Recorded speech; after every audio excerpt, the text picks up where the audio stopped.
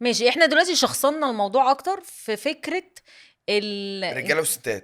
انت مالك بتبص لي كده اصل ليه كاني شخصنا بقى؟ الموضوع انا وانتي، لا، شخصنا الموضوع في راجل وانا وست، انا بص براحتي على اللي هو فكره. كراجل وست. انت لا، ده في نظره استهزائيه ليا. ما كانش في اي استهزاء. لا، اللي هو ايه ده؟ انت بتقولي ايه اللي اعمل انت ريوايند بتقوليه؟ كده وارجع، ولو لقيته استهزاء يبقى لي انا حق. اتفضلي.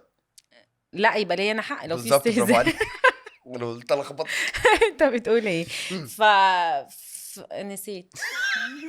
يعني احنا حطينا الموضوع ما بين راجل وست، صح؟ ايوه، فاحنا عايزين نتكلم بقى بشكل عام.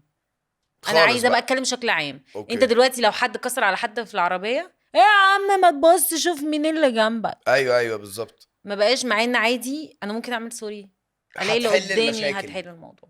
انا ساعات عشان اكون امينه وصريحه، انا ايوه. ساعات ممكن يحصل حاجه، الاقي نفسي حصل حاجه كده غلط يعني في فاهم. السواقه، فاجي اعمل كده الاقي اللي قدامي بيشوح، انا بشوح، انا ما يتشوحليش.